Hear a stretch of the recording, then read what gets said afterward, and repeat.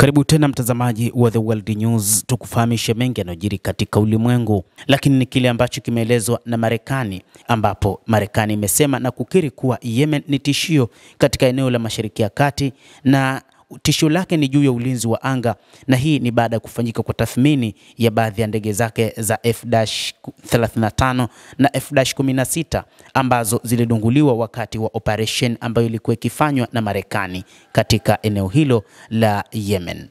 Jeshi la anga la Marekani limekiri kuwa ndege zake za kivita aina ya F-16 ziliandamwa na mashambulizi makali ya mitambo ya ulinzi wa anga ya Yemen wakati ndege hizo zilipokiuka anga ya nchi hiyo.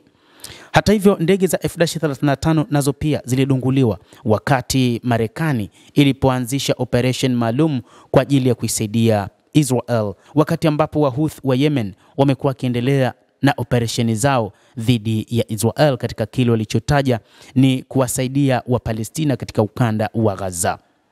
Kwa mujibu wa jeshi la Marekani ni kwamba Wahouthi wamekuwa ni miongoni mwa makundi hatari katika eneo hilo la Mashariki ya Kati na wanapaswa kudhibitiwa mapema kwamba wataleta hatari zaidi siku za mbeleni.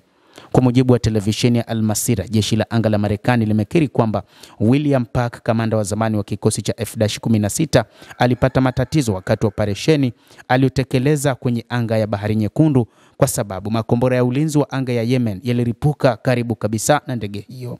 Kwa mujibu wa ripoti hiyo, kamanda huyo aliingia kwenye utekelezaji wa operation tata baada ya kuandamwa na kimbunga cha makombora ya ulinzi wa anga ya Yemen. Alinusurika chupu kupoteza maisha.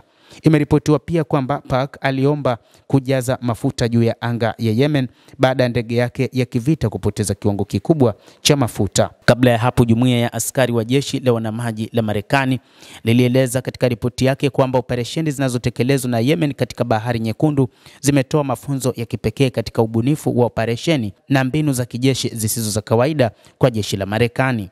Licha ya kutokuwa na nguvu na uwezo mkubwa na wa kisasa katika ulinzi wa majini au angani, Wahouthi wa Yemen wameweza kutoa changamoto kali kwa manowari za Marekani na kusababishia gharama kubwa.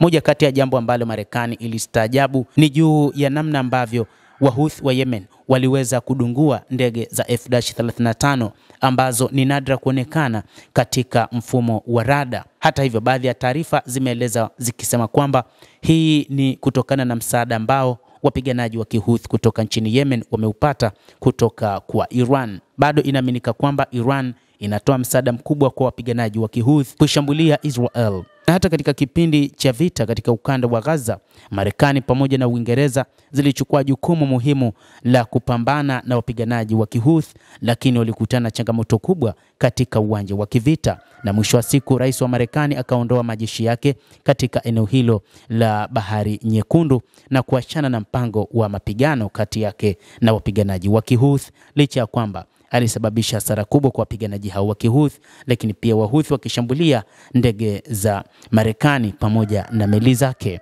Endelea kutufuatilia na nikusihi usisahau kulike, kucomment na kusubscribe channel hii. Naitwa Adam Hussein.